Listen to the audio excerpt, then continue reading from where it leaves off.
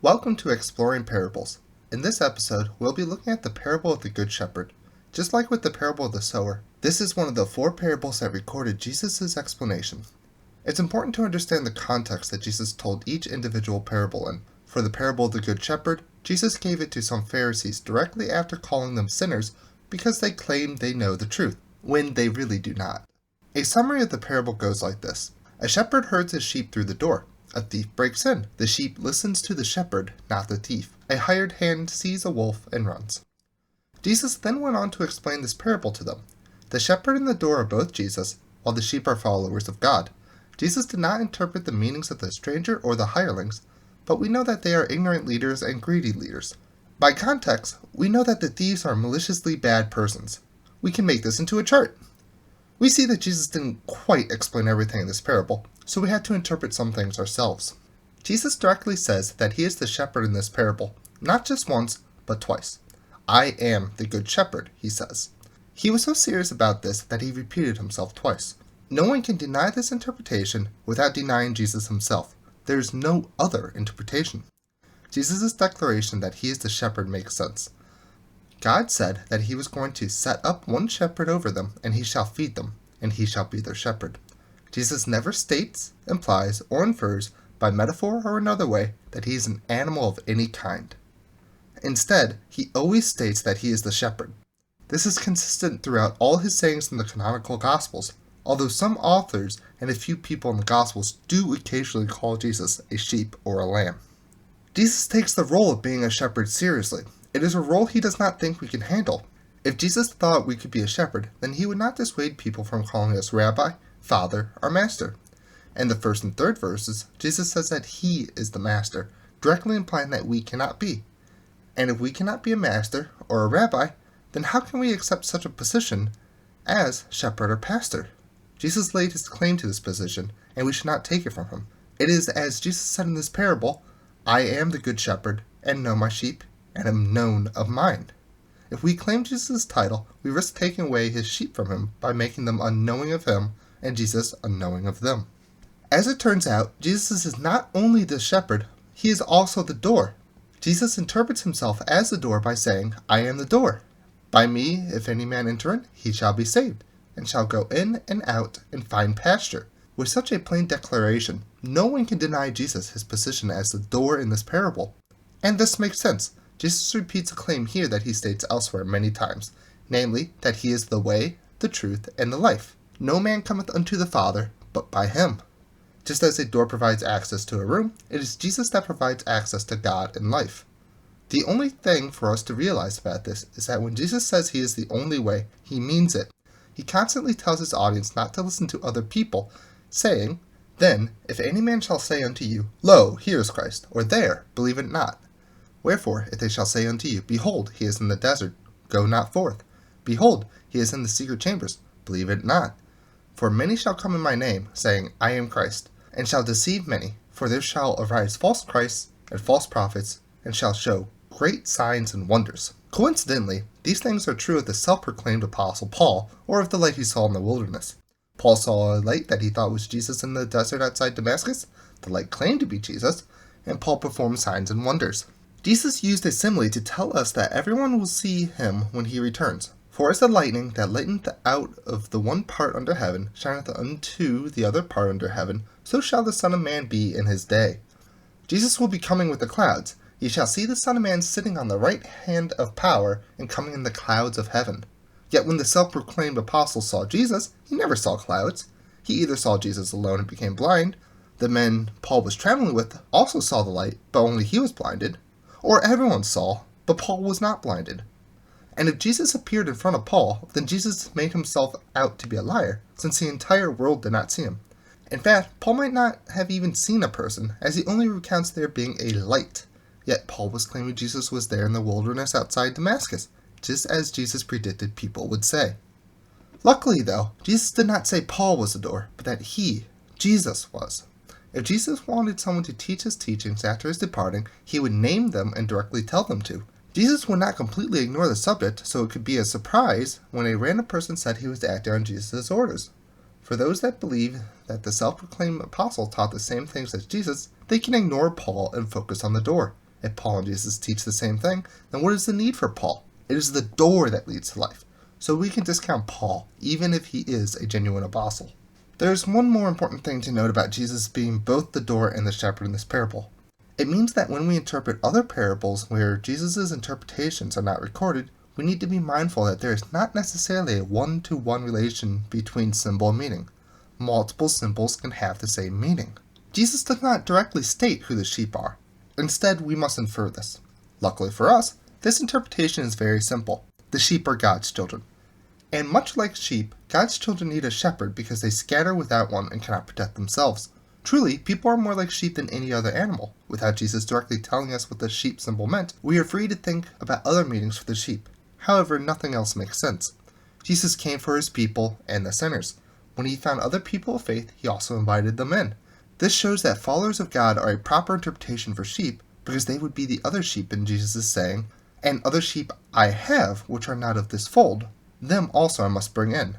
And they shall hear my voice, and there shall be one fold and one shepherd." Furthermore, one key word that Jesus used was shall. They shall hear my voice, and there shall be a one fold and one shepherd. This is shown when Jesus speaks to the Canaanite woman. When they first met, she did not identify as an Israelite. Nevertheless, she sought Jesus, saying, "Have mercy on me, O Lord, thou son of David."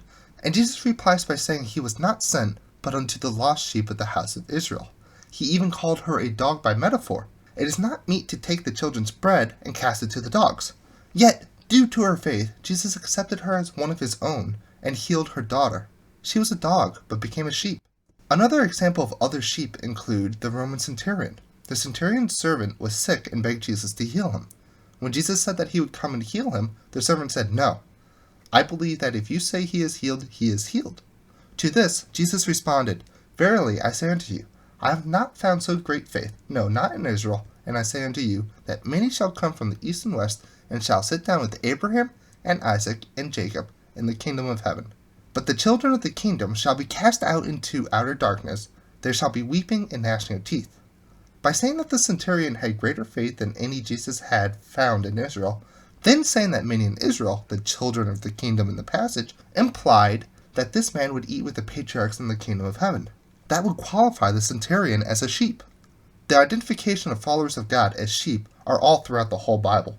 In fact, the first person ever to be born from a woman took care of sheep.